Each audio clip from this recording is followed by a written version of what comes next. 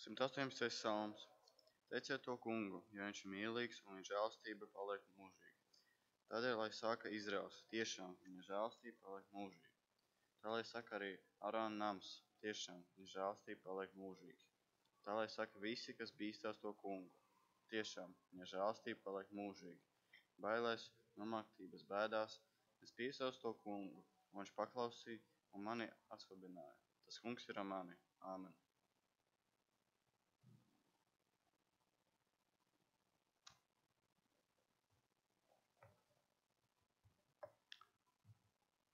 Lasījums no Pāvila vēstules Filipiešiem. Nevis, ka es to jau būtu saņēmis vai jau būtu pilnīgs, bet es dzenos, lai to satvertu. Tāpat kā arī mani satvēris Kristus Jēzus, brāļi, es vēl nedomāju, ka pats būtu to satvēris, bet vienu gan, aizmirstams to, kas aiz manis, stiepdamies pēc tā, kas priekšā, es dzenos pretīm mērķim, goda balvai, Dieva debesu aicinājumam, Kristu Jēzu. Visi, kas esam pilnīgi, turēsim tādas pat domas, un ja jums kādā lietā ir citas domas, tad arī to Dievs jums atklās. Tikai, ko esam sasnieguši, pie tā turēsimies, brāļi. Sekojiet manai priekšzīmei un raugieties uz tiem, kas tā dzīvo, ka mēs jums esam par paraugu, jo daudz dzīvo, par kuriem es daudzkārt esmu sacījis, un arī tagad, raudādams saku, ka tie ir Kristus krusta ienaidnieki, viņu gals ir pazušana, viņu dievs ir vēders, un kauns viņiem ir gods, viņu prāts vērsts uz zemes lietām. Mūsu piederība ir debesīs, no kurienes mēs arī gaidām pestītāju kungu Jēzu Kristu, kas pārvērtīs mūsu zemības miesu līdzīgu savai apskaidrotai miesai ar spēku, kurā viņš arī spēja pakļaut visas lietas. Āmen.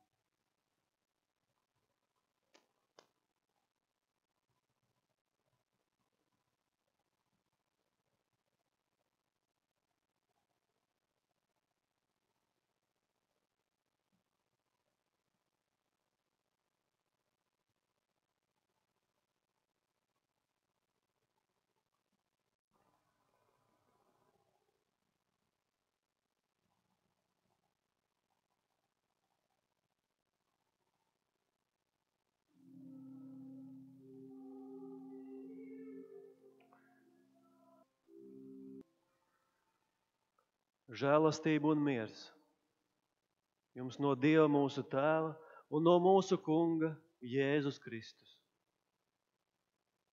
Uzklausīsim mūsu Kunga Jēzus Kristus evaņģēliju, ko uzrakstījis svētais Matejs 19. nodaļā. Un redzi, viens piegāja pie viņa un sacīja: Mācītāji, ko laba man būs darīt, lai es dabūtu mūžīgo dzīvību? Un viņš tam sacīja: Ko tu man jautā par to, kas labs? Tik viens ir labs. Bet ja tu gribi ieiet dzīvībā, tad turi baušļus. Tas saka viņam: Kurus? Un Jēzus sacīja: Tev nebūs zakt, tev nebūs dot nepatiesu liecību, godā savu tēvu un māti, un tev būs savu tuvāko mīlēt kā sevi pašu. Jauneklis saka viņam: To visu es esmu turējis. Kā man vēl trūkst?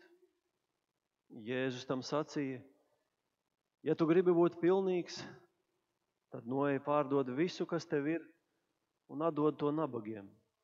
Tad tev būs manta debesīs, un tad nāc un staigā man pakaļ. Āmen. Mēs lūdzam tevi, Kungs, svētais gars. Nāc un svētī mūsu savu vārdu patiesībā, jo tavi vārdi ir mūžīga patiesība un mūžīga dzīvība. Āmen.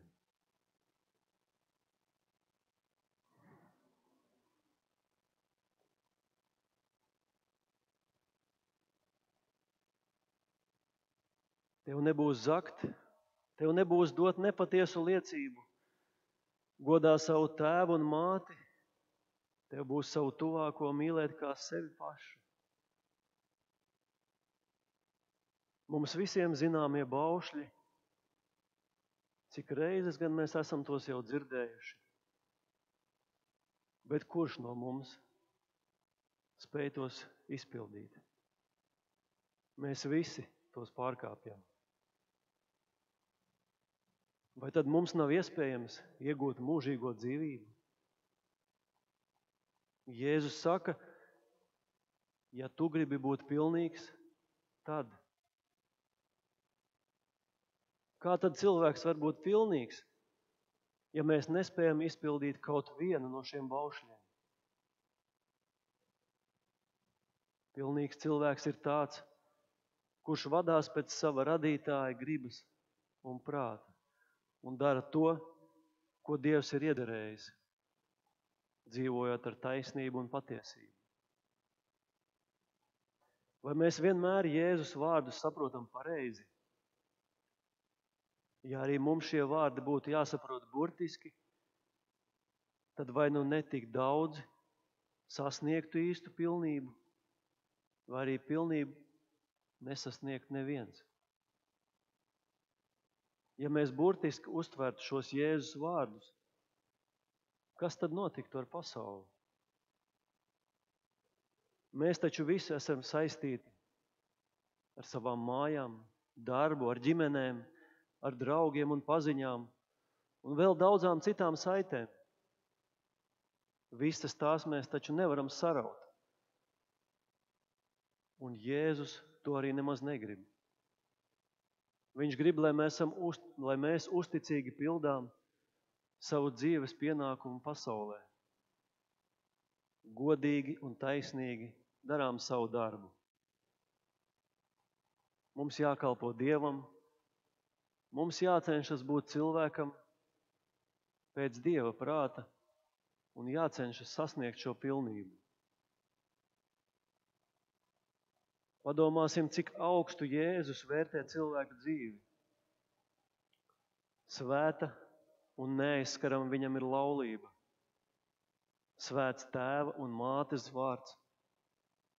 Svēts Dievam ir arī cilvēku darbs un amats. Ar savām līdzībām no pasaules notikumiem viņš mums attēlo debesu valstības noslēpumus. Jēzus negrib nošķirt cilvēks no pasaules, bet viņš grib tieši, lai mēs būtu pasaulē. Viņš grib mūs padarīt par cilvēkiem, kas pareizi saprot pasauli, par cilvēkiem, kas pasaulē ir visvajadzīgākie. Par tādiem, par kuriem pats viņš ir teicis, jūs esat zemes sāls, jūs esat pasaules gaišums. Pēc viņu augļiem jums tos būs pazīt.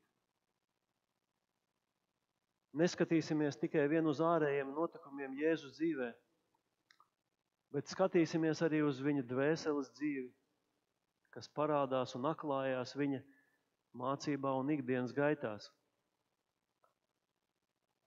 Ja viņa žēlastība un mīlestība, patiesība un taisnība atrastu ieeju cilvēku sirdīs un valdītu starp viņiem, tad cilvēki būtu pilnīgi un arī pasaule būtu pilnīga.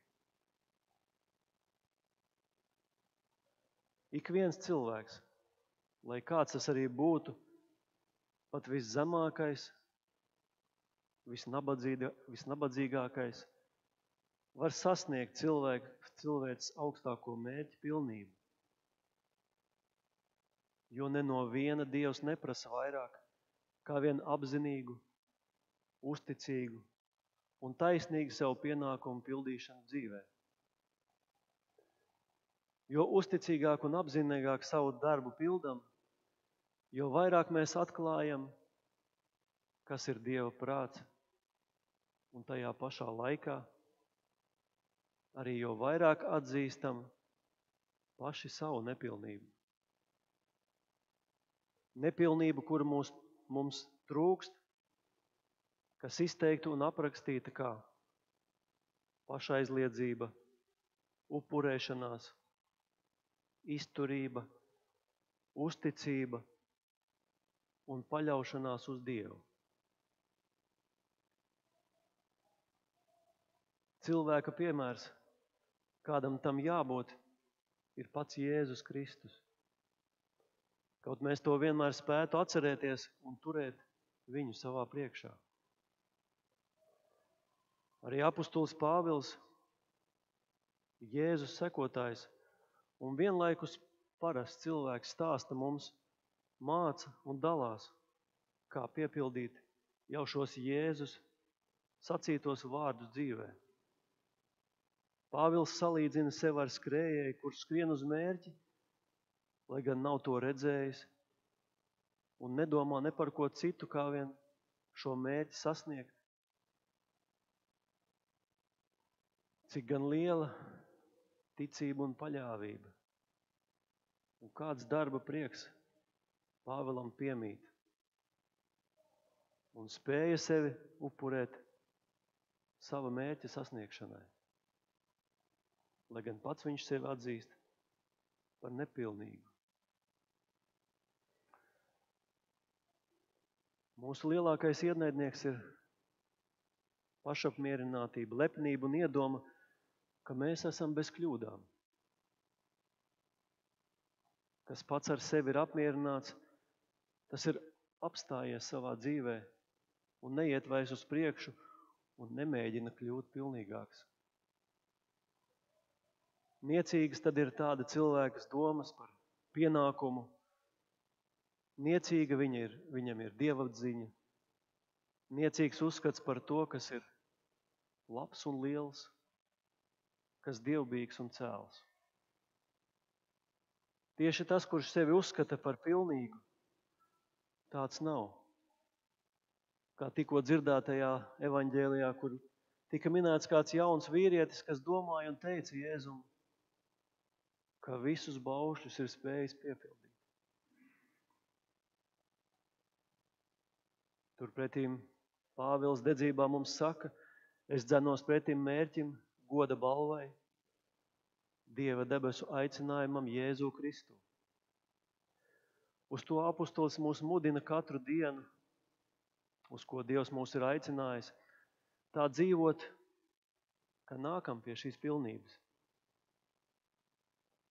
Un mēs varam visu savu prātu pievērst visaugstākajam, pilnīgākajam, visvarenākajam. Vai tiešām mēs nevaram savu dzīvi ziedot patiesībai, taisnībai un mīlestībai? Vai mēs nevaram Dievu savā sirdī turēt un paļauties viņa prātam?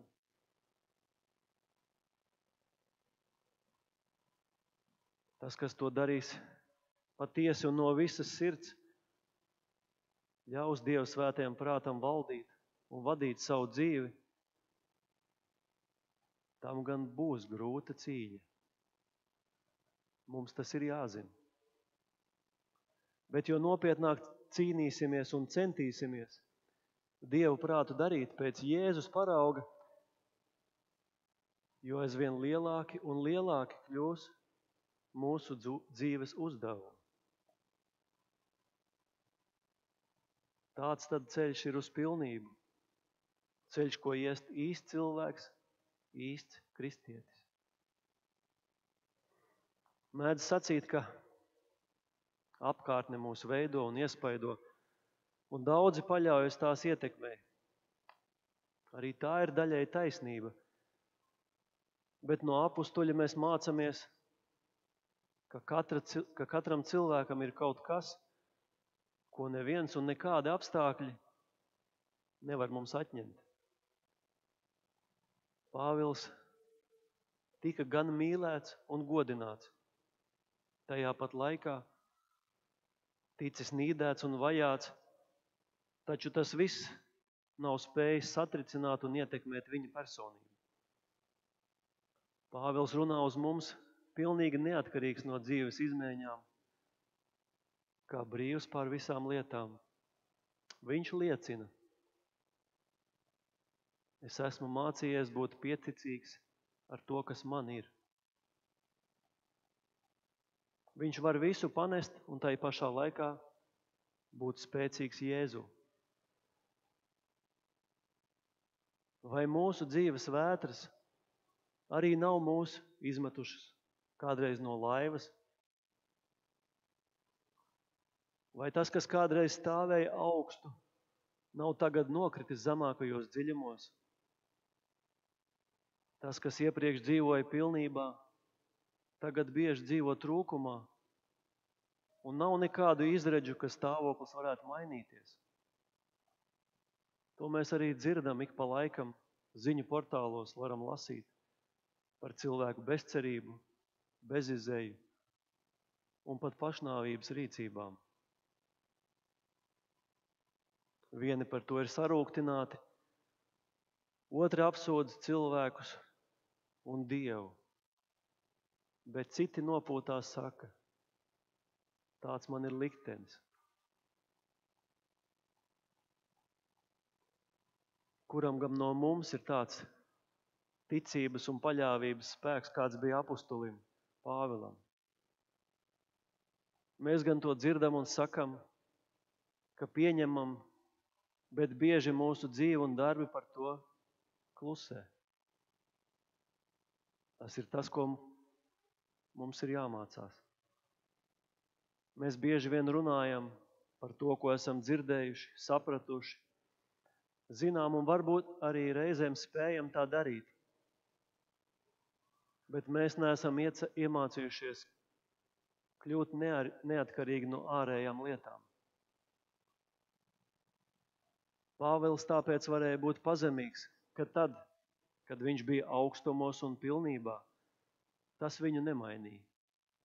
Viņš varēja ciest badu un trūkumu tāpēc, ka savās labajās dienās viņš sevi nepazaudēja un nepadevās tām.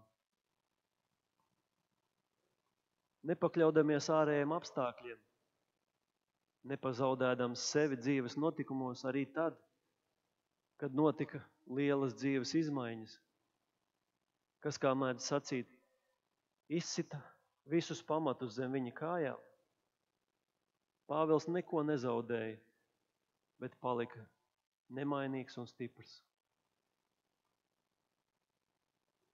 Pāvils mums saka un rāda šo ceļu, kā iegūt īsto spēku. Es visu spēju Jēzu Kristu, kas man dod spēku. Vai šis pats spēka avots uz mums nedarbojās? Varbūt Jēzus ir kļuvis nespēcīgs. Varbūt viņam spēks ir beidzies. Taču nē. Jēzus nav vainīgs. Ja viņa spēku nejūtam, tā ir mūsu pašu vaina. Jo mēs piešķiram lielu un svarīgu nozīmi redzamajām lietām, mirkļa notikumiem.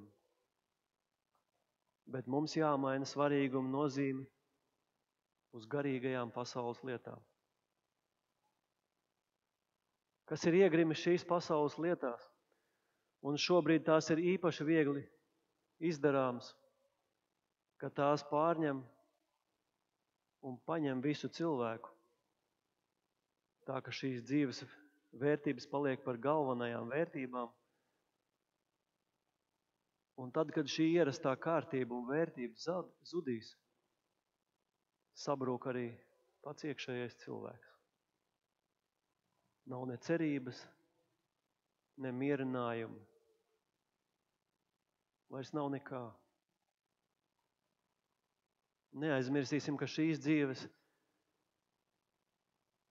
laime un nelaime mums ir tikai īslaicīgs ceļš, pa kuru mēs ejam.